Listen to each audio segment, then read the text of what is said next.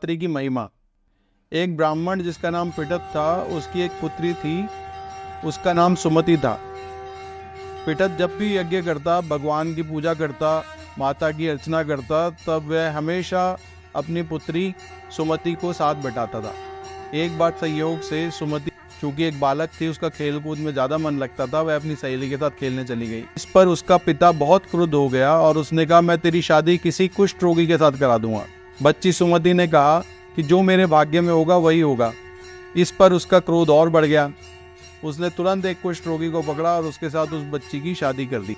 अब सुमति सोचने लगी कि मैंने ऐसा क्या व्यवहार किया जिसकी वजह से मेरे साथ ऐसा हुआ। उसी समय माँ दुर्गा प्रकट हुई और उन्होंने कहा, बेटी वर मांगो।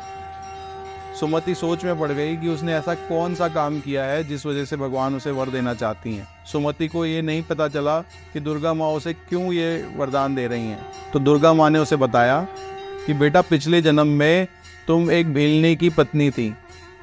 आप दोनों एक जेल में बंद थे और उस 9 दिन में जब नवरात्रों का व्रत होता है, उस समय 9 दिन तक आपको कुछ खाने पीने को उस जेल में नहीं दिया गया, तो आपका व्रत संयोगवश हो गया और उस व्रत के फलस्वरूप मैं आपको इस जन्म में एक वरदान दे रही हूँ। तब उस सुमति ने कहा कि मुझे इतना वरदान दीजिए माता कि मेरा पति कुष्ठ रोग से मुक्त हो जाए। माँ दुर्गा ने उसको आशीर्वाद दिया और उसका पति स्वस्थ हो गया। जब वह अपने पति के साथ पिता के पास पहुंची तो पिता को अपनी भूल का एहसास हुआ और उसने बड़ा पश्चाताप करते हुए क्षमा मांगी। ये महिमा है चैत्र नवरात्रि के दौरान माँ दुर्गा के उपवास रखने की।